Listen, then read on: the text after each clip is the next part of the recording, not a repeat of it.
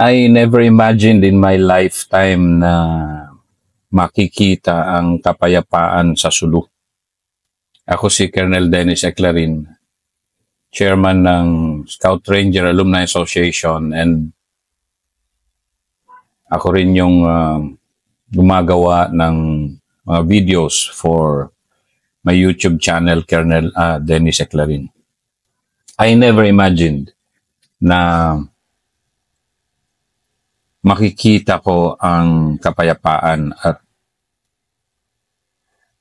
kasiyahan sa Sulu.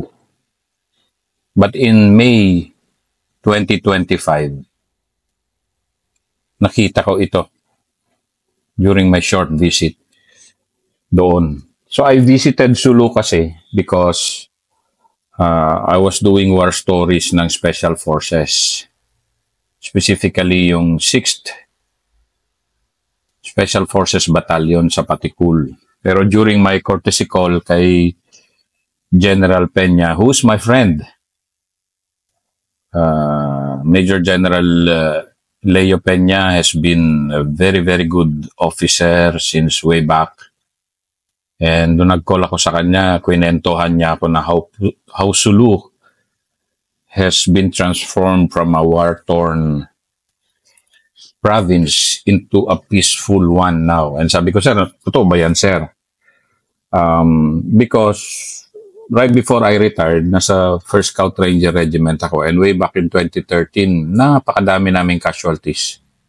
2013, 14, 15, napakadami naming casualties kasi nandun yung aming 1st Scout Ranger Battalion noon. And then sabi niya, Dennis, see for yourself.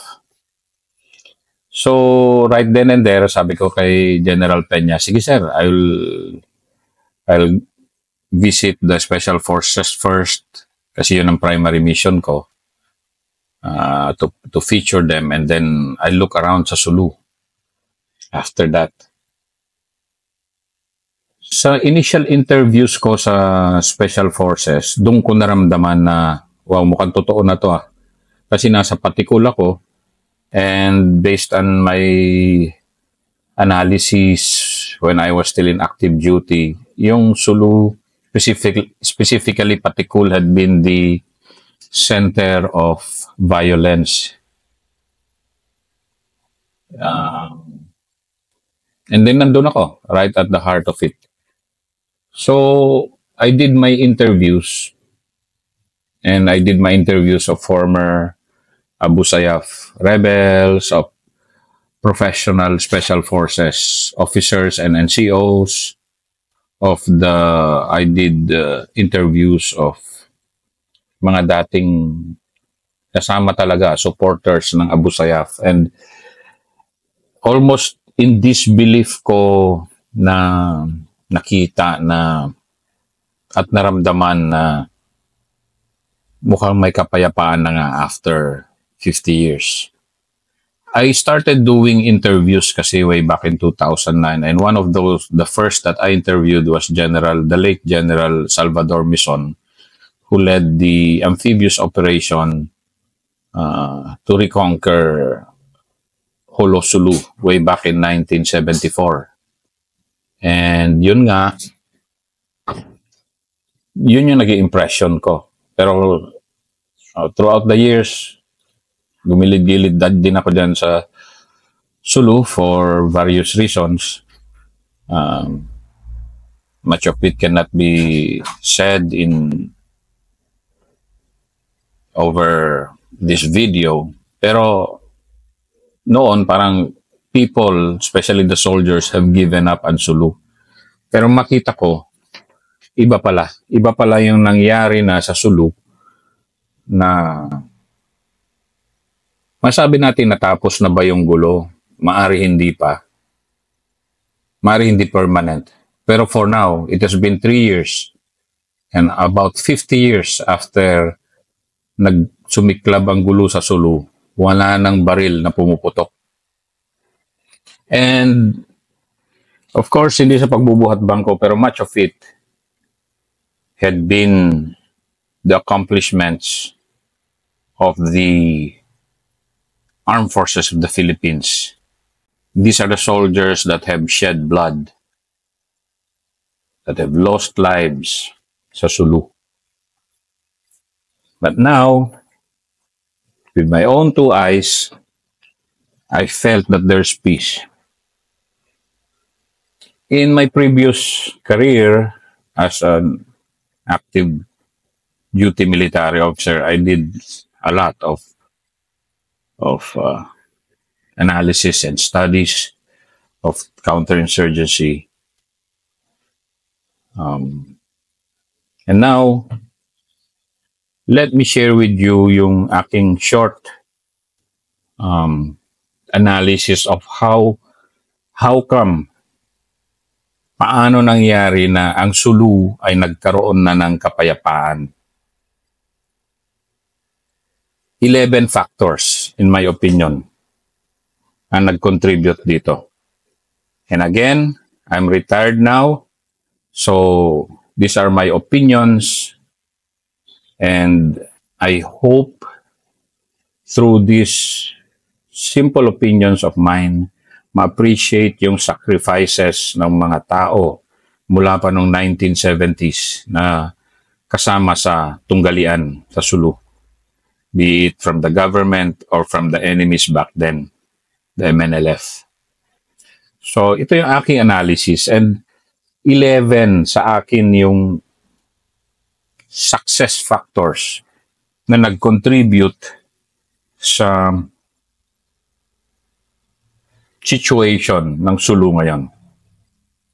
Sa akin, in my opinion, ang first and foremost na nakakontribute sa pag-succeed ng peace sa Sulu was the professionalization of the armed forces. Way back in the 70s kasi, hindi pa ganon. Martial law was in effect. People, especially the soldiers, felt that they had certain power over citizens, even citizens' lives. Pero since the 1980s, nagbago lahat ito. Nagbago because na-realize finally ng armed forces, specifically the army, na people's war lahat ito. May it be yung secessionist movement na comically was called Maoist in Sulu in 1973, or be it with the NPAs. Hindi ito bilangan ng patay. Ang success ay bilangan ng tao na sumusuporta sa'yo, and yung makukuha mo lang yung support ng tao if professional ka. And nakita ko yan sa Sulu. Nakita ko yan sa Sulu because doon sa Special Forces Company, the 13th Special Forces Company na saan ako tumira for a few days, ramdam na ramdam mo doon yung iba yung galaw ng sundalo na professional na. Ibang-iba. Ako, pumasok ako in 1993 after graduation from West Point. Professional na noon, pero ibang-iba ngayon. Ramdam na ramdam mo na yung sundalo. Respetado niya yung citizens. Respetado niya sarili niya. And respetado niya ang community. Kasi kung ganon yung utak mo, hindi ka basta-basta gagawa ng ano-ano. Yun ang nakita ko. Now, bakit nag-translate ito sa Sulu peace ngayon? Because yung nag-professionalize yung armed forces, yung approaches niya towards attaining peace changed also. Nagbago rin. Hindi na lang puro kanyunan ito, hindi na lang puro patayan to. It involved engaging the people And one of the best experiences I had during my visit in May was with General Chris Tampus, who was also a hero of Marawi, who was a hero in Agusan del Sur, a classmate of mine na sabi niya, Bok, I've spent 6 years dito.